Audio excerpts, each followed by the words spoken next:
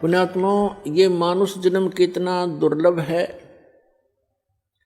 और मनुष्य जीवन के अंदर फिर सतगुरु मिलना ये अति दुर्लभ है। श्रीमद् भगवत गीता अध्याय नंबर 7 के श्लोक नंबर 12 से लेकर 15 तक गीता ज्ञानदाता कहता है कि जो तीनों गुणों की भक्ति करते हैं, रजगुण ब्रह्मा, सतगुण विष्णु, तमगुण शिव जी, इस त्रिगुणमयी माया के द्वारा जिनका ज्ञान हरा जा चुका है, वो मेरी भक्ति भी नहीं करते। उनके बारे में कहा है कि राक्षस स्वभाव को धारण किए हुए मनुष्यों में नीच दूषित कर्म करने वाले मूर्ख मेरी साधना भी नहीं करते। ये कौन बोल रहा है? श्रीमद् भगवत गीता का ज्ञान ये काल बोल रहा है, ये ब्रह्म बोल रहा है, ये सरपुरुष बोल रहा है और श्री कृष्ण के शरीर में प्रवेश करके बोल रहा है प्रेतवत। फिर ये कहता है 7वें अध्याय के 16 से लेकर 16, 17, 18 3 श्लोकों में कहता है जो मेरी भक्ति करते हैं वो 4 प्रकार के होते हैं, अर्थार्थी, आर्थ, जिज्ञासु और ज्ञानी। अर्थार्थी तो वो होते हैं जो धन लाभ के लिए अनुष्ठान करते हैं, धार्मिक अनुष्ठान। तो जो ब्रह्म साधना है, ये 4 प्रकार के ब्रह्म साधना करते हैं। वो धार्मिक अनुष्ठान जो करते हैं वो वेदों के मंत्रों से ही करते हैं, वो किसी अन्य ग्रंथ का सहयोग नहीं लेते। वो जैसे जय गणेश देवा कहते, इस तरह की आरती वो नहीं करते। जो ब्रह्म साधक हैं वो 4 प्रकार के हैं, उनमें से अर्थार्थी और आर्थ और जिज्ञासु ये वेदों पर विश्वास करने वाले होते हैं। और चौथा ज्ञानी। अर्थार्थी तो ये है जो हर धन लाभ के लिए कोई अनुष्ठान करता है तो वेदों के मंत्रों से ही करता कराता है। ऐसे ही आर्थ जो संकट निवारण के लिए भी वेद मंत्रों को ही आधार मानता है, उन्हीं के आधार से अनुष्ठान करता है।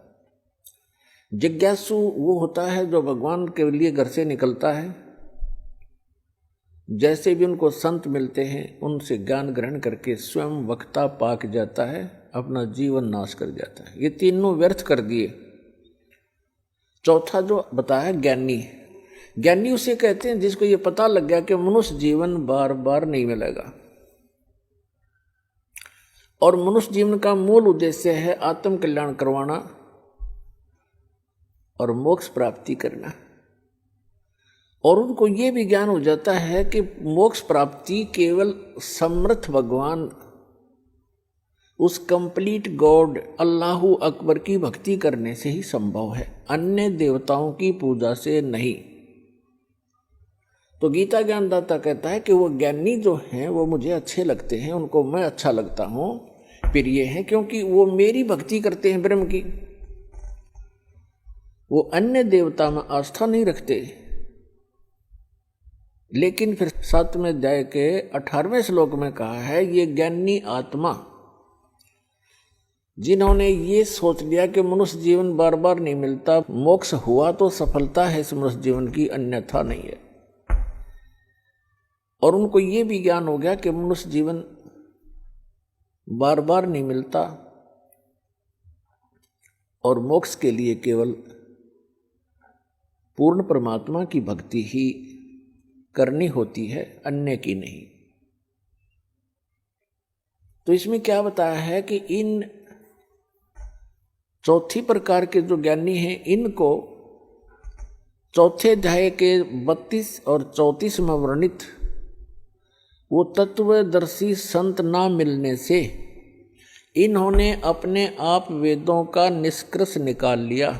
यजुर्वेद अध्याय नंबर 40 के मंत्र नंबर 15 में कहा है कि ओम कर्तु समर किलबे समर कर्तुम समर। ओम नाम का जाप काम करते करते सिमरण करो, विशेष कसक के साथ सिमरण करो। और मनुष्य जीवन का मूल कर्तव्य जान के ओम का सिमरण करो।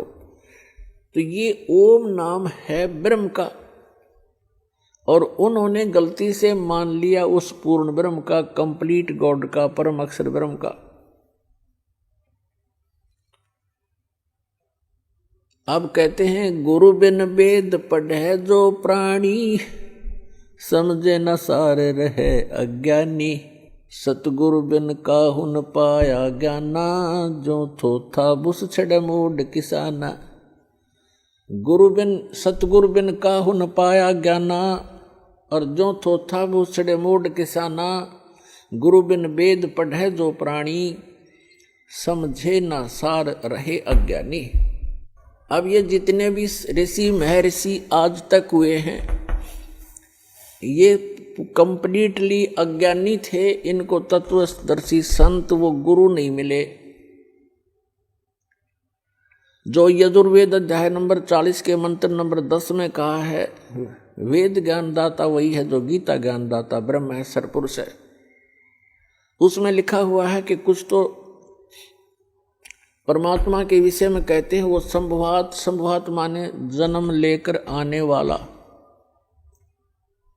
श्री राम, श्री कृष्ण या अन्य जो 8 या 24 अवतार बताए गए हैं, 9 या 10, 24 अवतार बताए गए उनमें ऐसे आता है। और कुछ मानते हैं असंभवात वो जन्म नहीं लेता, उत्पन्न होता ही नहीं, अर्थात वो अजन्मा है, निराकार है, कुछ ऐसा बोलते हैं। उसके विषय में कहा है कि परमात्मा साकार है, निराकार है, या जन्म लेता है, नहीं लेता है, वो कैसा है उसकी जानकारी तत्वदर्शी संत धीराणाम लिखा उसमें, धीराणाम, जिनका ज्ञान स्थिर हो, तत्वदर्शी संत बताते हैं, उनसे सुनो। इनकी बुद्धि पर पत्थर पड़ गए कि वेद ज्ञानदाता तो कहता है कोई और है, तत्वदर्शी संत है जो इन वेदों से हटकर ज्ञान देगा। वो उनके समझ में आया नहीं। और यजुर्वेद अध्याय नंबर 40 के मंत्र नंबर 17 में स्पष्ट किया है, वेद ज्ञानदाता कहता है कि वो परमात्मा तो प्रोक्ष है, वो तो गुप्त है। वेद ज्ञानदाता स्वयं कहता है यजुर्वेद अध्याय नंबर 40 के मंत्र नंबर 17 में कि वो परमात्मा तो गुप्त है, वो तो प्रोक्ष है, ऊपर रहता है। और मैं ब्रह्म हूं, मेरा ओम नाम है, और मैं खम ब्रह्म, अहम ओम खम ब्रह्म, मैं ब्रह्म। खम माने दिव्य आकाश रूपी ब्रह्मलोक में, वहां रहता हूं, मेरा ओम नाम है। तो पुण्यात्मा, इसलिए परमेश्वर ने कहा अपने सूक्ष्म वेद में, भाई गुरु बिन काहू न पाया ज्ञाना, जो थोथा बुस छड़े मूड किसाना। गुरु बिन वेद पढ़े जो प्राणी, समझे न सार रहे अज्ञानी। तो ये सभी अज्ञानी थे आज तक के जितने ऋषि महर्षि मंडलेश्वर, केवल उन महापुरुषों को छोड़कर जिनको परमात्मा प्राप्त हुआ। और परमात्मा उनके प्रयत्न से प्राप्त नहीं हुआ, वो अपने विधान अनुसार स्वयं ही आता है। जैसे ऋग्वेद मंडल नंबर 9 सूक्त 86 के मंत्र 26 और 27 में, ऋग्वेद मंडल नंबर 9 सूक्त 82 मंत्र 1, 2, 3 में, ऋग्वेद मंडल नंबर 9 सूक्त 54 के मंत्र 3 में,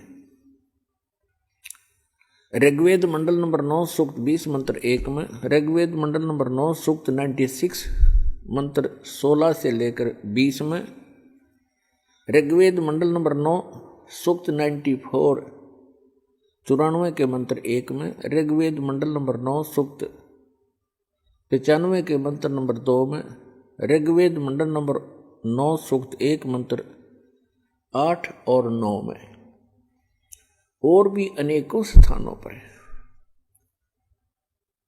परमात्मा की महिमा लिखी है कि वो कबीर देव परमात्मा, वो परम अक्षर ब्रह्म है, सर्व उत्पादक है, सब आत्माओं का सर्जन करने वाला भी वही है और सभी ब्रह्मांडों का सर्जनहार वही है।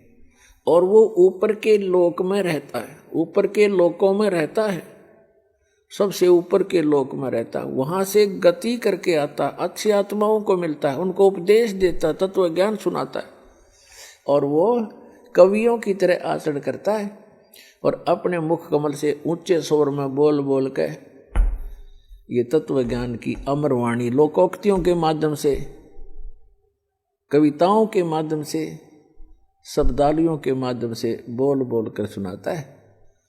वो कवियों की तरह आचरण करता है और एक प्रसिद्ध कवि की भी उपाधि प्राप्त करता है। लोग कविताओं से बोलने के कारण, कविताओं के माध्यम से, दोहों शब्दावलियों के माध्यम से तत्व ज्ञान प्रचार करने के कारण वो एक कवि, प्रसिद्ध कवियों में से भी एक कवि कहलाता है। लेकिन वो होता है परमात्मा।